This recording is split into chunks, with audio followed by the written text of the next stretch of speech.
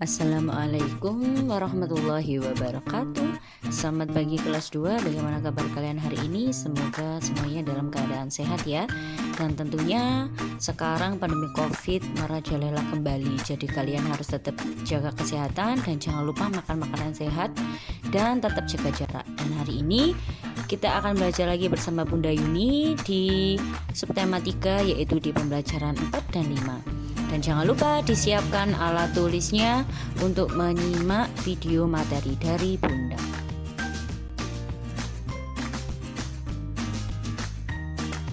Di pembelajaran 4 kita akan belajar menuliskan cerita berdasarkan pengamatan gambar seperti di BB2 dan 3 kemarin ya. Kemarin kalian sudah belajar mengamati gambar, lalu kalian membaca cerita, dan setelah membaca cerita kalian membuat pertanyaan. Nah, seperti itu. Kalian sudah bisa ya. Bunda sangat bangga sekali dengan kalian karena kalian sudah bisa menuliskan cerita berdasarkan gambar yang kalian amati.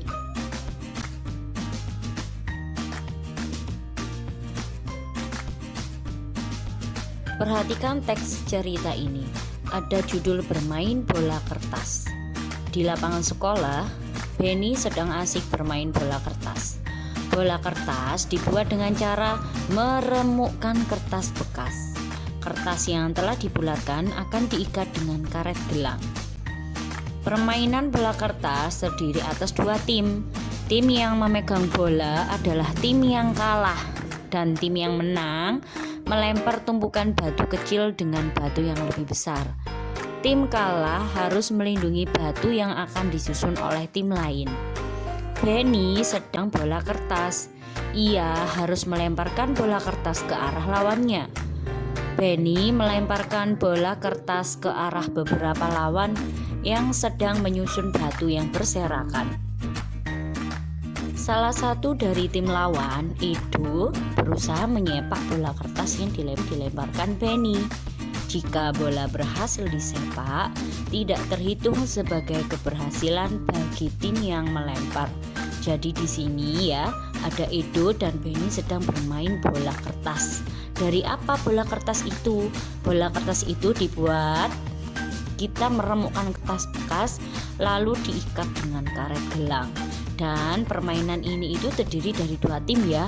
Pastinya ada yang tim kalah dan tim menang. Nah, 2 tim itu kalian pernah tidak mengikuti lomba? Pastinya kalian hatinya juga sama ya, deg-degan karena apakah menang apakah kalah, seperti itu.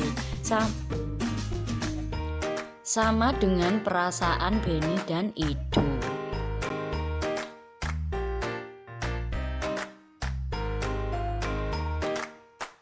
Pada cerita di atas tadi ada kosakata wujud benda, yaitu karet gelang. Apa kalian tahu karet gelang itu ya?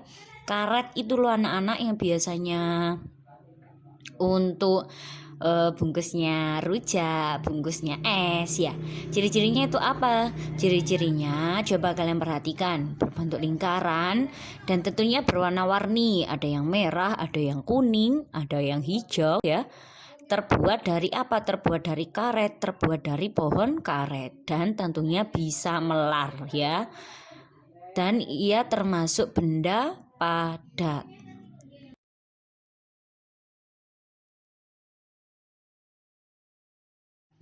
Yang kedua yaitu tadi bermain bola kertas, tentunya terbuat dari kertas. Nah, ciri-cirinya seperti apa? Kertas itu ada yang berbentuk persegi panjang ya. Kertas itu berbentuk persegi panjang dan berwarna putih dan terbuat dari kayu. Kertas itu terbuat dari kayu loh anak-anak ya. Jadi kayunya itu diserbukkan menjadi kecil-kecil. Nah, kertas itu termasuk benda padat.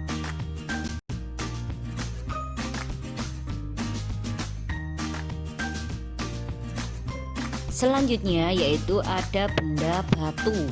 Nah, batu pasti kalian tahu kan, batu itu apa?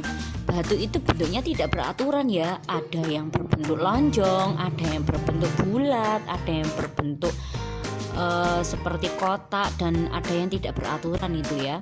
Nah, berwarnanya pasti berwarna abu-abu. Nah, ada yang hitam dan dia itu keras dan termasuk benda padat.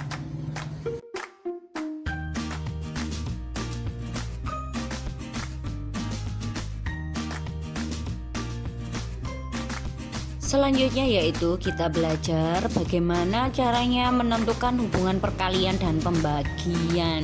Nah, anak-anak, dari operasi pembagian yang kita hitung ya, kita itu dapat menuliskan bentuk perkaliannya. Seperti apa? Perhatikan contoh ini. Ada bilangan 18 dibagi 3 sama dengan 6. Berarti ia mempunyai arti ada 18 kelereng ya. 18 kelereng itu dikelompokkan menjadi 3 bagian, jadi ada 3 kelompok. Nah, setiap kelompoknya itu isinya ada 6 kelereng. Coba kalian perhatikan gambarnya ya. Ada 3 kelompok dan setiap kelompok itu isinya ada 6 kelereng. Bukan 6 kelompok isinya ada 3, bukan anak-anak, tetapi 3 kelompok isinya setiap satu kelompok berisi 6 kelereng. Nah, 18 dibagi 3 sama dengan 6, berarti jika ditulis kalimat perkaliannya yaitu tanda bagi itu tinggal kalian ubah menjadi kali saja ya. Jadi kalian tidak perlu susah-susah menghitung lagi. Tanda bagi ya, tanda sama dengan 18 dibagi 3 sama dengan 6 ya. Jadi sama dengannya itu tinggal kalian ganti menjadi kali. Jadi dapat ditulis 3 dikali 6 sama dengan 18.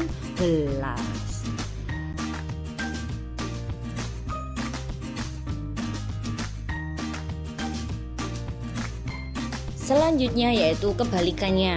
18 dibagi 6 sama dengan 3. Berarti dia mempunyai arti ada 18 kelereng ya, dikelompokkan atau dibagi menjadi 6 kelompok dan setiap satu kelompoknya itu berisi 3 kelereng. Setu ya. Tadi 18 dibagi 3 sama dengan 6 itu 3 kelompok, setiap satu kelompok berisi 6, dan yang ini 6 kelompok, setiap satu kelompok berisi 3 kelereng. Jadi seperti Bunda katakan tadi, kata sama dengan ya, tanda sama dengannya itu kalian tinggal ganti saja dengan kata kali ya. Jangan salah ya. Berarti 6 dikali 3 sama dengan 18. Nah, di sini lagi Bunda mempunyai contoh. Ya. Bunda mempunyai contoh. Ini kita kan hubungkan pembagian dan perkalian ya. Jadi Bunda sudah menjelaskan kemarin pembagian itu adalah pengurangan yang berulang. Jadi pembagian dan perkalian itu ada hubungannya ya anak-anak. Bunda punya contoh yang pertama, 8 dibagi 2 sama dengan 4. Karena 4 dikali 2 sama dengan 8. 10 dibagi 2 sama dengan 5, karena 5 dikali 2 sama dengan 10. Contoh yang ketiga, 12 dibagi 3 sama dengan 4, karena 4 dikali 3 sama dengan 12.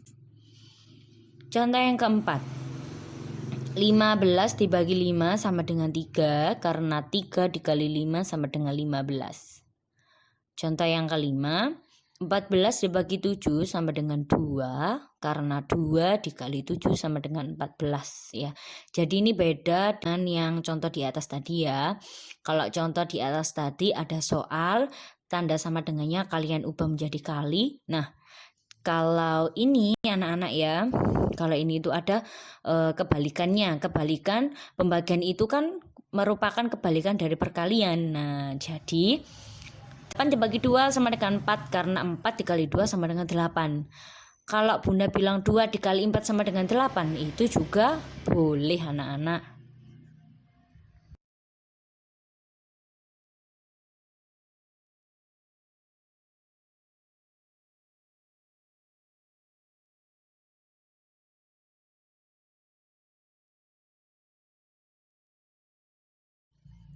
Nah, untuk melatih kefahaman kalian dalam menyimak materi, Bunda punya hadiah untuk kalian, yaitu kerjakan buku petik di halaman 72 sampai 75 ya.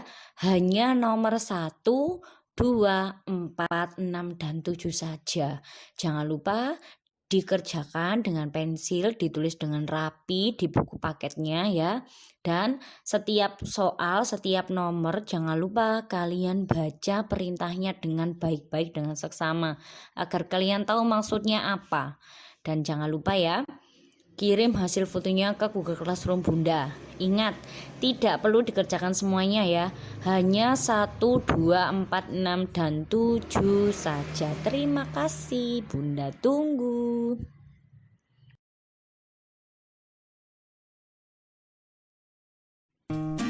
Selanjutnya yaitu kemarin kalian sudah belajar tentang menggambar imajinatif. Nah, gambaran imajinatif itu adalah gambar khayalan ya, yang dibuat oleh seseorang. Nah, gambar khayalan itu atau gambar imajinatif itu kalian bisa membuatnya atau bisa menggambarnya pada sekitar kita. Contoh, ada gambar bola, buah apel, nah seperti itu. Kalian kan pernah namanya gambar imajinatif, gambar khayal itu kalian pernah melihatnya, lalu kalian membayangkannya dan menuangkannya ke dalam bentuk gambar. Langkah-langkahnya itu seperti apa? Yang pertama, kalian buat sketsa gambar dulu menggunakan pensil ya, lalu buat latar belakang gambarnya. Dan maksudnya nomor 2 itu yang pertama kalian setelah membuat sketsa ya, lalu kalian membuat latar belakangnya. Intinya kalian membuat membuat apel ya. Kalian buat sketsanya apel itu seperti apa. Lalu kalian tebali ya. Kalian tebali itu latar belakangnya apelnya itu apelnya ada di atas meja atau apelnya ada di piring. Nah, seperti itu kalian bisa menambahkannya. Tetapi jika kalian hanya mengingatnya sebuah apel saja itu tidak apa-apa. Dan yang ketiga, pastikan kalian menebali ya, tebalkan sketsa gambarnya tadi. Dan yang terakhir yaitu warnailah gambar menggunakan krayon atau pensil warna. Nah, ketika kalian menebali sketsa, nah kalian bisa menggunakan, jika tidak memakai krayon, kalian langsung bisa menggunakan cara gradasi kemarin atau teknik gelap terang ya. Jadi bagian pinggir itu kalian bagian tepi itu kalian tebali dan yang tengah itu biarkan terang warnanya. Tetapi anak-anak lebih bagusnya kalau memakai krayon atau pensil warna agar terlihat perbedaannya. Dan jangan lupa warnai juga latar belakangnya.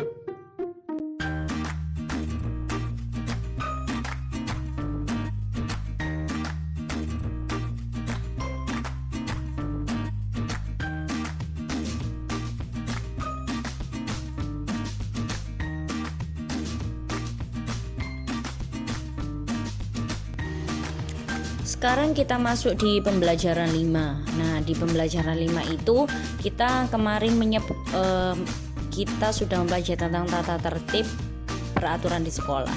Dan sekarang kita menyebutkan hal apa saja yang harus kita lakukan di sekolah ya. Yang pertama, hal yang harus kita lakukan di sekolah yaitu, coba perhatikan gambarnya, ada melakukan tiket kelas sesuai jadwal. Jadi itu yang harus kita lakukan di sekolah karena kita sudah mempunyai tanggung jawab masing-masing.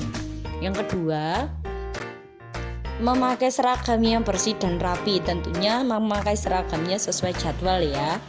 Dan yang ketiga, berdoa sebelum mulai pelajaran, berdoa sebelum dan setelah kita belajar. Nah, itu adalah hal yang harus kita lakukan di sekolah.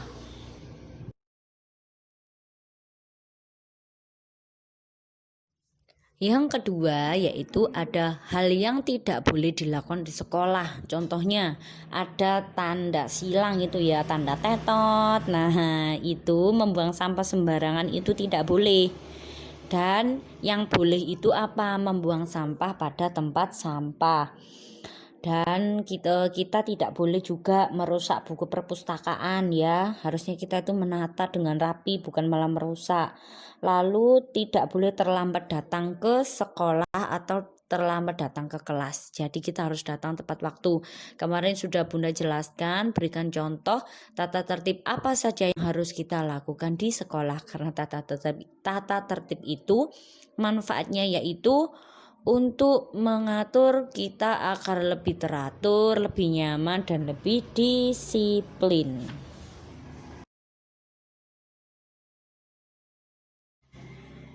Selanjutnya yaitu kalian membuat pertanyaan sesuai gambar. Nah, ini kalian sudah bisa ya. Tugas kemarin setelah kalian membuat cerita berdasarkan pengamatan gambar, lalu kalian membuat pertanyaan ya. Ayo, yang kemarin masih nilainya masih di bawah 80 ya, ada ya nilainya yang masih tidak menggunakan kalimat tanya ya. Jadi kalian itu amati dulu gambar itu, lalu kalian ceritakan ada apa saja ya di gambar itu, seperti itu. Lalu kalian membuat pertanyaan. Pertanyaannya itu pastinya menggunakan kata tanya adik Simba. Seperti itu anak-anak.